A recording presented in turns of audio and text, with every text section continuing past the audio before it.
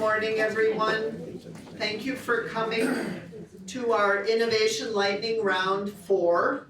I'm Ramona Kabilias from Northwestern University's Galter Health Sciences Library in Chicago, and I'm the moderator, so I can't take credit for pulling together this very interesting session that features some of our international visitor attendees. So we will each speak in order as listed in the program, 10 minutes each, and then we'll save the questions to the end. And because there are 4 presentations, we should have ample time for your questions. So make note of them, and maybe you'll see ties between the different presentations. So we will start with Adam and Rita. Hello, can you hear me? Yeah, of course. So I'm Rita of the two, and Adam, I'm going to talk about this new tool that is going to be launched on the ESAC website very soon. And what we hope to achieve with this tool is to help you librarians, but also publishers, to assess how transformative a given agreement is. But before going into details about the features of this tool, I'd like to just give you just a tiny bit of introduction on how we got there and why we think we need this tool. So let's just go back a tiny bit in time, like to 2018, so 5 years ago. If you look at the geographic distribution of transformative agreements, you see that most of the agreements are just handled by a few countries, and actually mostly in continental Europe. And it also covered just only a few publishers and not so many agreements. And now, 2023, you see an explosion of agreements, like all over the world there are transformative agreements. Colin has already showed it yesterday, it's over 850 agreements, and it covers all publishers of all sizes. So publishers with 2 journals, all the way to the really big ones, and everything in between. And there are all sorts of flavors to these agreements, so read and publish, publish and read, offsetting deals, everything. So we found that there's a need to be able to compare these agreements and to see how transformative they are. And so in preparation for the B16 conference that happened, so that took place in Berlin this year, a working group was formed. It's called OE 2020 Assessment Working Group, and we were tasked with developing metrics to assess agreements individually, also in a group. And after lengthy discussions, we came to the conclusion that the best way would be to look at how transformative is it spectrum that was actually developed already 2 years ago, and to look at the various drivers. And I hand it over to Adam, who is going to tell you more about it.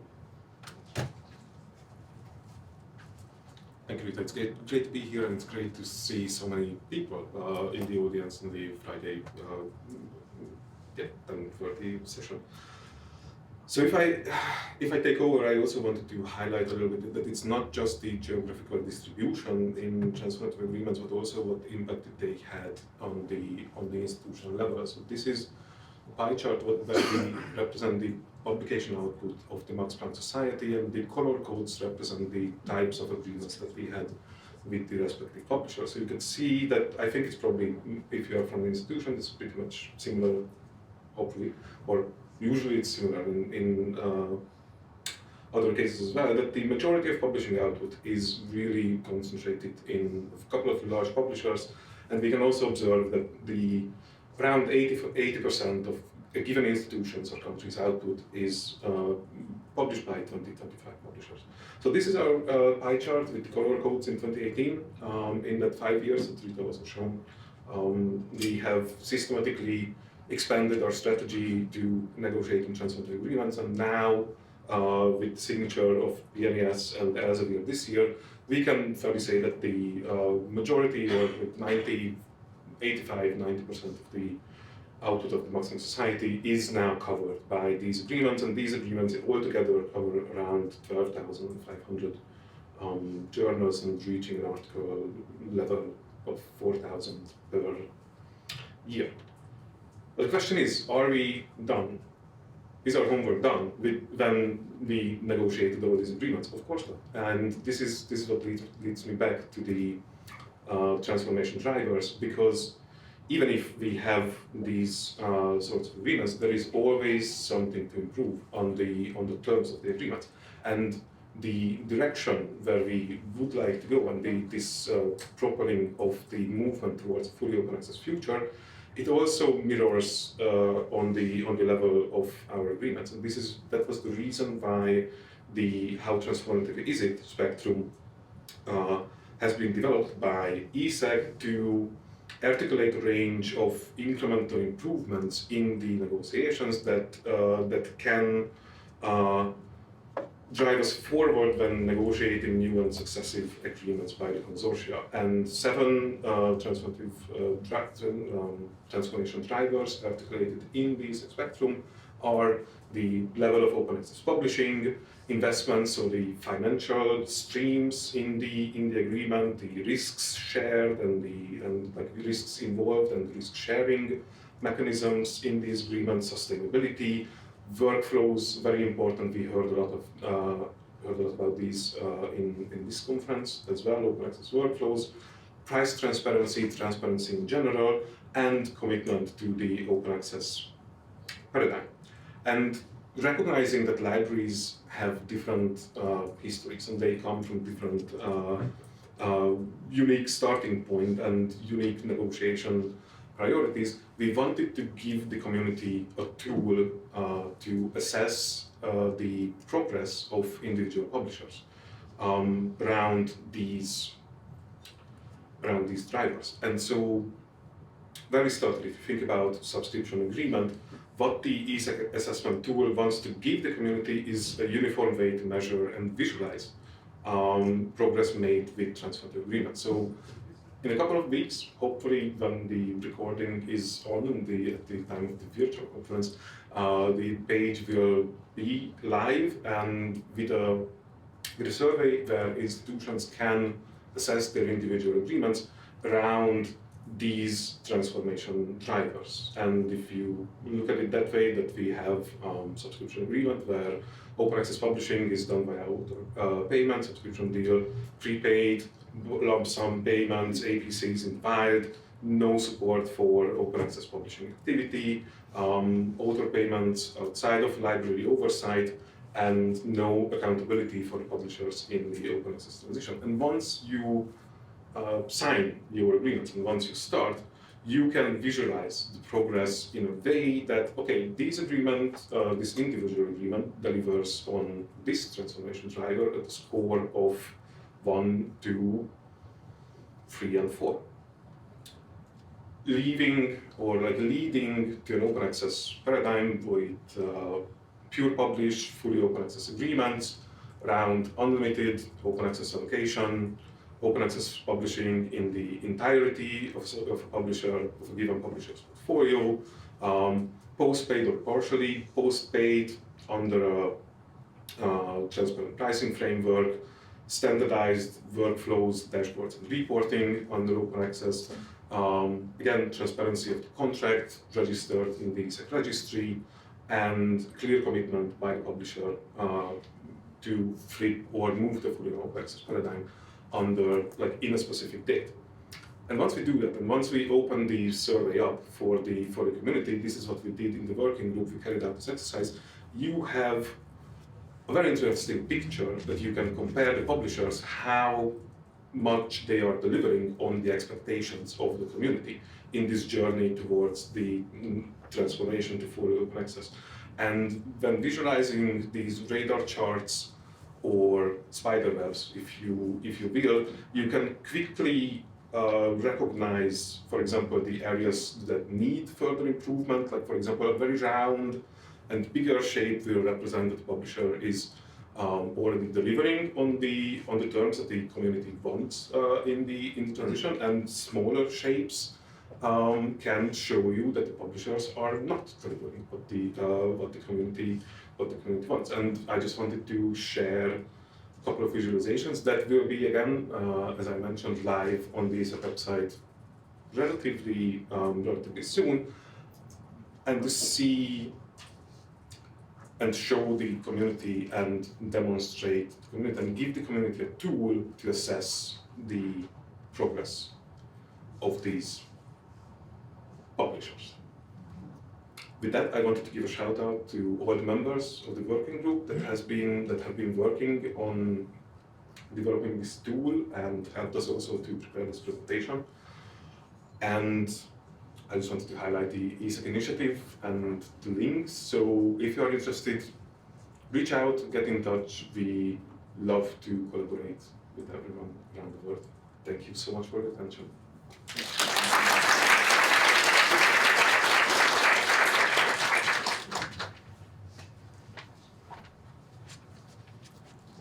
Well, it looks like our first speaker started off very well. They ended early. Our second speakers will be David and Bill, and they'll explain. I believe they tweaked their presentation title a little bit from the time so they'll explain why they did that. Thank you. I'm David, that's Bill. The only reason I tweaked it was I think we started out referring to it as a unique approach, and I changed it to a different approach because I'm not sure there's anything really unique anymore anywhere. There's just twists and turns on models that we've all played around with and come to know. So I'm the co-founder of Live Places Publishing along with Professor Chris McCauley of the Black Studies Department at UC Santa Barbara. This publishing effort started in 2021 and it grew out of Chris's experience and need for more course reading material that was based on the lives of real people and how they experienced their identity in the context of place, and that these books needed to be rendered by people with subject matter expertise and understanding of the academic curriculum needs of professors and teachers. We have 15 collections underway, we've got more than 100 books signed, and we're just rolling along. Part of the mission that Chris in particular wanted to see Live Places Publishing deliver on was open access.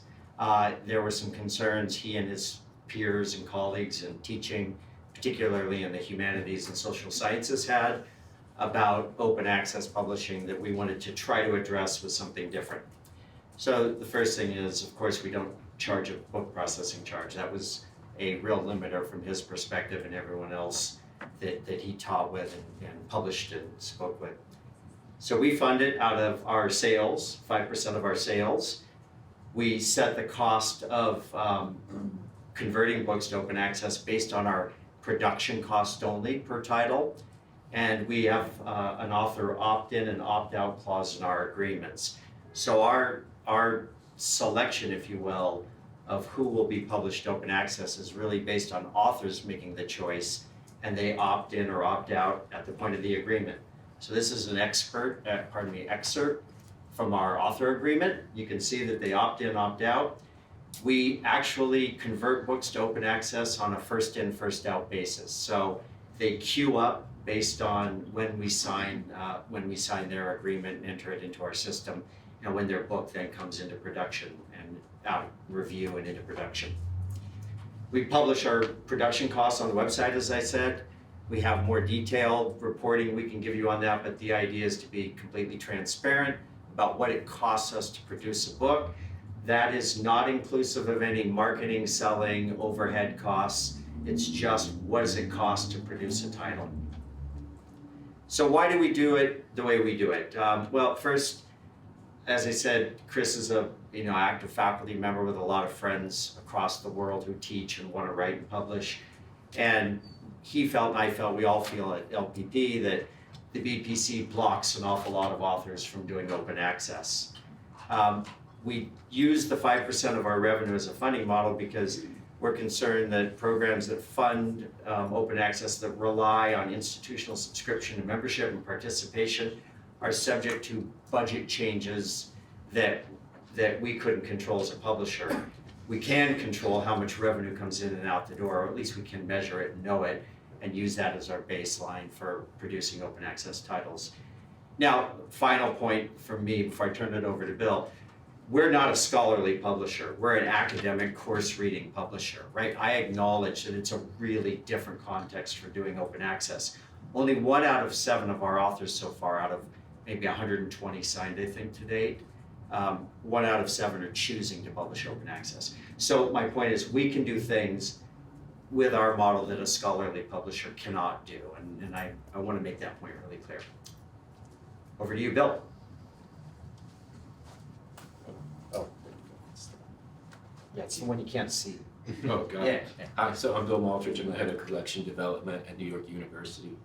And David asked me to come and talk through our response to the model, why we ended up sort of being on board. And I thought it was a good opportunity to expose what may be interesting or dreadfully wrong about the way we sit in front of all the variety of opportunities or requests to support novel or sort of relatively novel,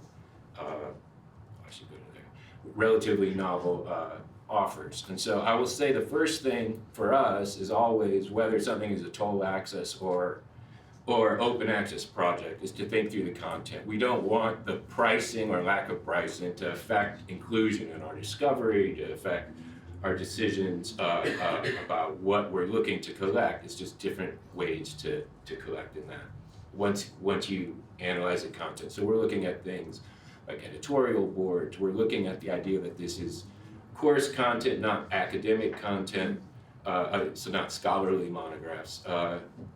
We're, of course, looking at sustainability, very interested in all aspects, open access and total access. This won't be a novel idea, in the ability to integrate the content into our systems. And so on the total side, David's been working with SERU licenses, been working, there's counter statistics, those kinds of things are super important just as well. It also was an important factor that there was an equity and diversity aspect to the content for us. Diversity in the sense that it was content that we weren't absolutely collecting at the time. Diversity as we looked across editorial boards and the content areas. So those were pros, those were things that had us paying attention and thinking through the offer, the model. Some concerns we had were the hybrid nature of the publishing. It's harder for us to imagine what that 5% might mean. What is interesting to hear you say the number of your authors who are interested in open access publishing, because in a first come, first serve open access publishing model, it's not clear who will get through that 5% and who wouldn't. For open access in particular, I think like so many other people, we're concerned about preservation. It becomes a harder question, and I think right now that's still something you all are working on, right? And then it's something new that is also a consideration. But I think in the end, what we decided was, because it was content we were interested in, because it had an open access and equity component, that was kind of gravy on top of our decision that this would be content we'd be interested in. But then the question, of course, arises after that for us, and I think probably for you as well. How are we going to assess? Did this work the way we want it to work? What are the questions we want to address, to analyze sort of after a year or so doing this? And these are also probably not going to be surprises to anybody, but we will want to make sure that all these integrations, discovery in particular, is in place, not only for us, but for the open access content as well. We want to make sure that folks are aware of this material, the total and the open versions, our books. Of course, we'll look at our usage. We're going to look at the output, sort of as predicted when they talk about publishing year on year, and as it happens in real life. I'm curious to see if there's NYU authors. It isn't a driving factor, but it is a factor. We'll be keeping an eye on the editorial rigor, as it says. The idea of transparency around the cost model is an important thing to us. And then I'm very curious about what classroom usage looks like. This is a new books for us. It's sort of a new model, a new content kind of model. And will there be uptake? Will the liaisons be excited and working with their faculty? And then I think the big question, going back to this 5% model, is what will the line look like for open access publishing with that level of funding? Is there going to be demand for more from authors for their books to be open access? Will that outpace this 5% model? Those were the sorts of things on our mind. So, thank you.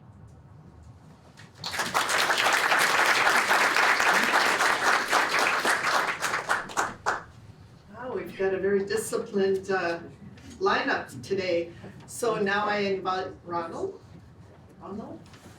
open access book collection, another international speaker, so welcome.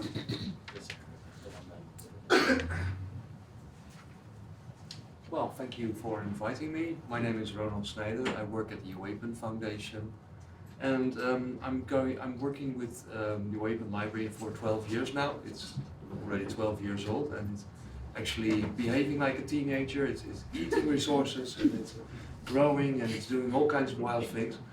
Anyway, the one thing that we also like to do with this Open Library is try out new things. So, and I'd like to think of it as a sort of Swiss Army knife and see what we can MacGyver with that. So I'm going to talk a little bit about the Open Library a little bit more. Then I'm going to talk about 3 tools that we have developed: the library dashboard, the recommender service, and something called Mima. And then I'm going to see what would happen if we combine those, and then my next question to you will be, what's next? Suspense, suspense. Right, the teenager or 12-year-old Open Library. Well, as you can see, it was launched in 2010. Currently there's books from over 400 publishers, and currently, as I said, it is growing, and you can see the growth curve here. It contains over 30,000 peer-review open access books and chapters, and all those books and chapters are available in full text, so you can download them, you can search them, you can do all kinds of interesting things with them. The previous speaker mentioned preservation. It's one of the things we do. We, apart from hosting and distributing them, obviously, we work with Portico and with clocks to make sure that the books in our collection are preserved. So if we might fold in some unforeseeable future, then at least the books will be available after us. I'm actually not planning on going out of business, but apparently I have to do that. Obviously, or perhaps not so obviously, all that we do is based on open source software. Our platform is the DSpace 6.0 platform. So it's actually also working as a repository, as librarians and a few will probably know, but we weren't satisfied with that, so we had to make sure that the integration with library catalogs was a little bit smoother than just harvesting. So we have all kinds of metadata feeds, including KBART and Mark XML. And there's, for those who are technically inclined, there's a REST API. And there's also quite an old-fashioned RSS and Atom feed for those who are a bit old school like me. So, apart from on the Open Library, we are now building, or have been built, several tools. This one is called the library dashboard.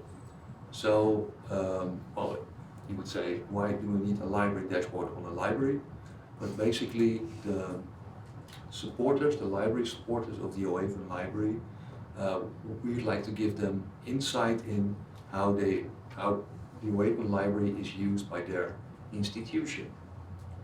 All that usage data is counter release 5 compliant, and it's based on basically the IP addresses of the organization. And if someone from your organization is downloading books from OAPEN, we can put it into this nice looking dashboard. And on top of that, we have also a geolocation part of the dashboard, because people do not actually have to log in into your system to get those books, and we'd like to make sure that that usage is also visible. A new thing that we're building together with our partner Eric Heldman is the recommender service. Personally, I have a sort of love-hate relationship with Amazon, because I love that it has everything I ever would want and presents it directly to me, and I hate it because it knows everything about it. So we thought we could do that a little better. So instead of using personal data, we actually went to our books and did some text mining on that. And based on the book's content, we could see whether books are closely related or a bit less close related. And that allows us to make recommendations not based on privacy hellish things, but basically on the contents of open access books. And this tool is still in development, or actually I should say it has been developed, but we have to find ways to get it into production. But that is something for next year. And this is the latest of my tools. This is my sort of hobby horse for now. A tool called MEMO, which is an acronym for Metadata Export Module for Open Access Books. And yes, how are you finding MEMO? And MEMO to shelf. And other puns are welcome, so please send them to me. And basically what it does is that we can create sub-collections based on any type of query that we want, and then we can make sure that those books, or those sets I should say, are made available in any kind of way, using any kind of metadata. So it could be something like a little HTML page, it could be a Mark 21 page, it could be, we're also working with Gobi, and they want some very weird bespoke XML, and all those things we can, which we now do all manually, we can do with this tool. And so MacGyver, I mentioned him already, for those who are of my age or older. I'm sorry, this joke is sort of falling flat, right? Thank you. So basically, if we combine those three tools, so there's the dashboard where we can see what is the most used book, or the most used books by each library. If we combine that with the recommender service, then we can find closely related books. And then we can we can use the tool MEMO to create an automated list in Mark format, which means that each library could have up-to-date, automatically created lists of books that are of high interest to them. Once we set this up, it's sort of set and forget it. That's basically the way I like my automation. I'm very good at forgetting, by the way. So this might be, once all this is in place, a possible new way to serve our library patrons. And my question for you is, and hopefully now or later we can get to some interesting answers, what else can we do? Because we have the full text of those books, they are openly available. We can do weird and creative things with that. And yes, I'd like to hear what you would think that we should do. Thank you.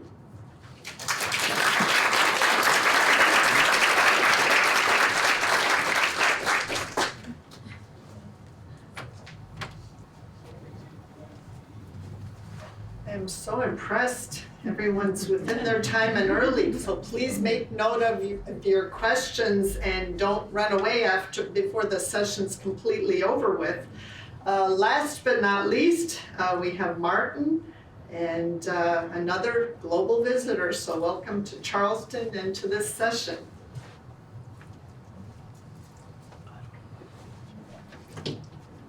Great, thank you very much. I hope I won't be the teenager that misses this orderly timing up now. But this is indeed a case study based on the collaboration between Kronos Hub and a Finnish university, so hopefully giving you an insight to a typical European context and institution. So we'll look at open access management challenges and solutions in Finland and specifically for Tampere, but as we'll see, it's very similar across Europe.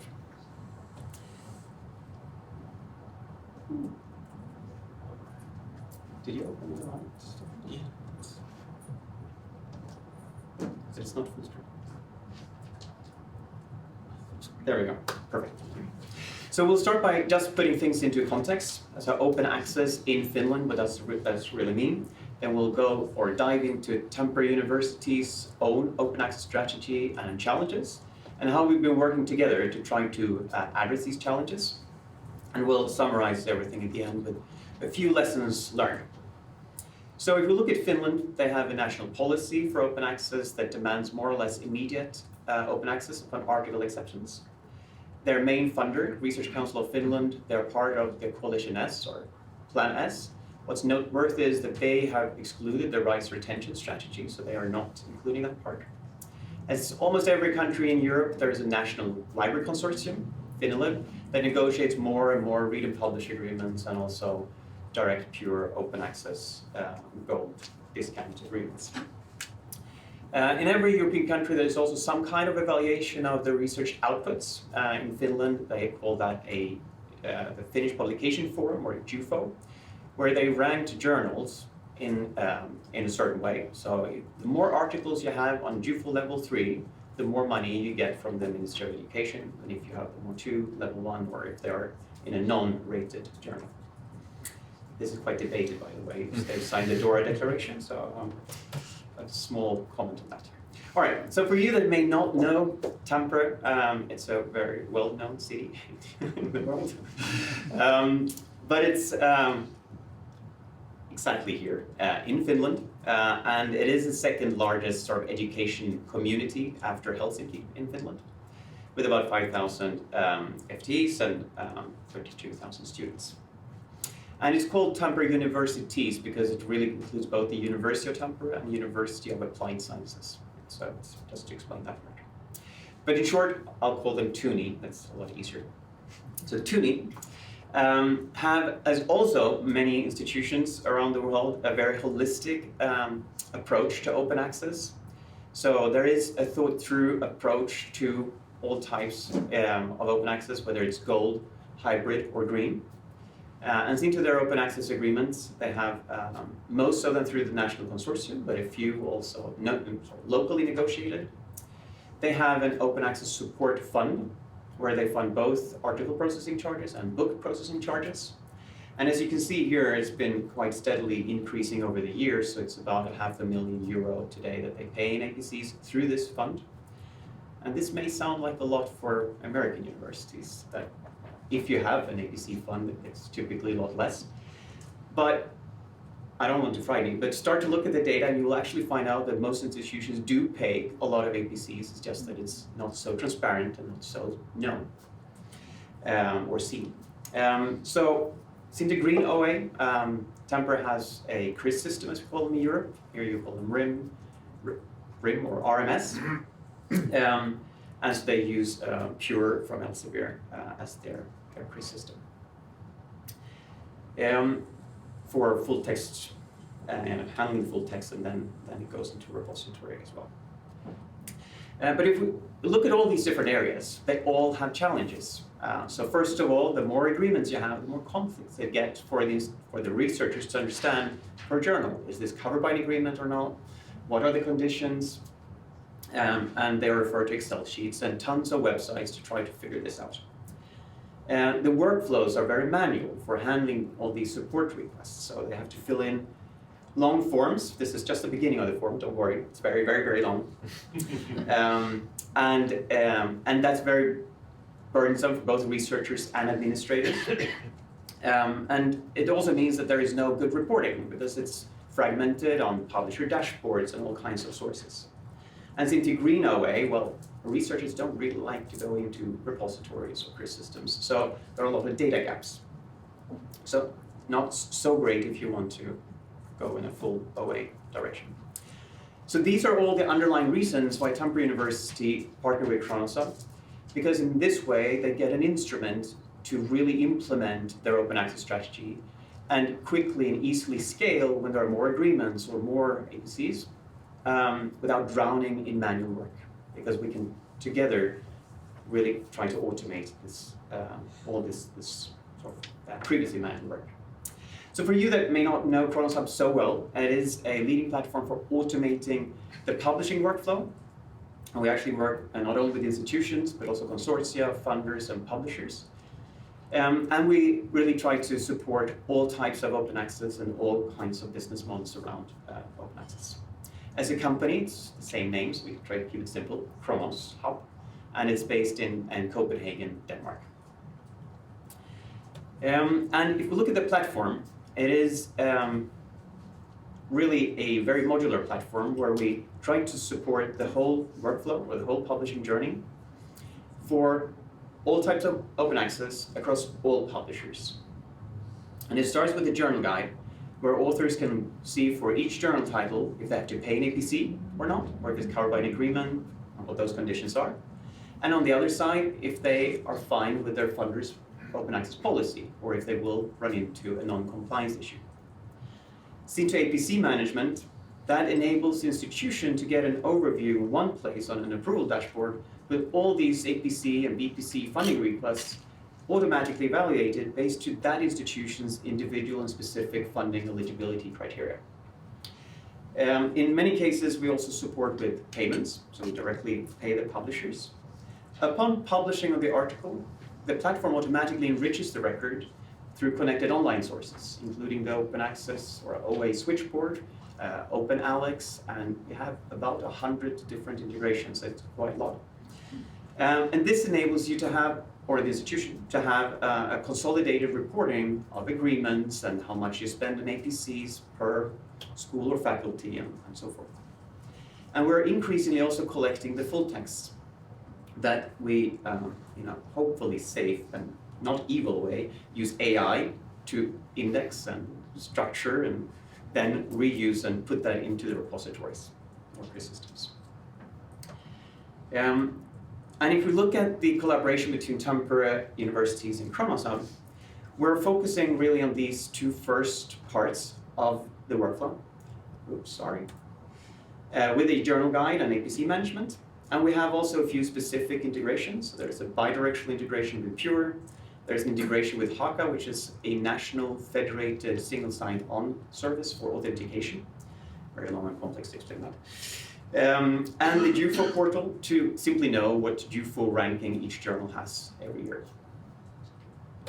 So this now means that the University of Tampere provides all their authors with a journal guide, where the authors simply can select a funder if they want to, and for each journal title can directly see it flagged if it's compliant or not compliant with their policy. They can see the JUFO ranking per journal or filter and really just narrow down to journals that are on JUFO level 3, for example. This was one of the most debated questions seen to the door declaration. Parentheses. And then they can see if they have to pay this APC or if it's covered by an agreement or not. And if this is a suitable journal, they can just click select and that takes them directly to the page on the publisher side where they can do their submission. So this really serves to provide transparency, guidance, and not have to jump around on all the websites, but it sort of consolidates everything into a hopefully intuitive and simple view. You can also go here if you want to play around with that yourselves. Behind the scenes here, one more, no! Okay, I am really the teenager, sorry. All right, behind the scenes, there is an agreement manager, so you can put in all your agreements and all the details and exactly tailor that message to your researchers. This is used across the board, not only for the journal guide, but also for the APC management, as we'll see soon, and agreement monitoring, of course. And seen to APC management, we've developed what we call a widget that the institution can put on any website, wherever. So the authors don't even have to log in. They don't have to remember a username and password. but we check their eligibility and affiliation based on their email address and domain and all these kinds of things. And they don't have to answer that many questions because they can upload their manuscript and their EPC invoice, and it's scanned.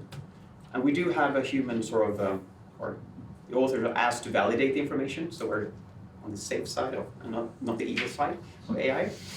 And this all moves into a dashboard where you can see all these under pending approval. With these individuals, it's probably too small for you to read, but you can see the presentation later or have a live demo. Directly evaluated, and then you can set it to approved or rejected if you want to, or automatically approve things when everything is green. So in summary, the collaboration really addresses these main challenges of unburdening the researchers, that's what we always put first, and a peace of mind. They won't have to worry about APCs or funding policy issues, and a minimal workload so that we can really scale this up with more and more agreements and APCs and so forth. So the lessons learned, I'll try to do this then very, very quickly. There are a number of best practices that we see across the board with institutions, so we really strongly recommend to define a holistic open access strategy where you focus on unburdening the researchers. This is all hinging on the fact that they really are unburdened and can spend their time on research. And centralizing the open access funds is very debated, but it is simply a very, very effective instrument to get the data to be centralized. You don't have to, it's possible to deal without it, but it makes things a lot easier. Collaboration integrations is of course a given, and standardization is important, but we also have to keep in mind that every institution has their own individual context with needs, criteria, policies, and the like. And into automation, we also see that we try to integrate wherever possible, but otherwise using AI more and more. So this is the last point, the only real remaining challenge is systemic. And this requires all of us to come together, really to get better integrations with publishers. AI is great, so in a way as a workaround, but it would be 10 times better to have integrations, API to API, with structured data, following the FAIR principles ideally. Because now we do get PDFs for invoices instead of structured data. We have very few publishers that can send and receive eligibility messages and checks. And so our strongest recommendation is for all of us to insist on a clause when you negotiate agreements with publishers that the data needs to be available over an API. So thank you very much for letting me the extra second.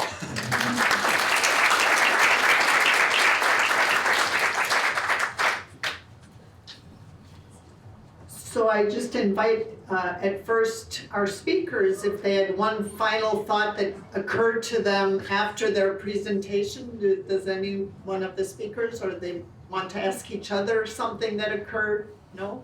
So we'll open it up. We have someone here, an assistant who's gonna carry the mic around.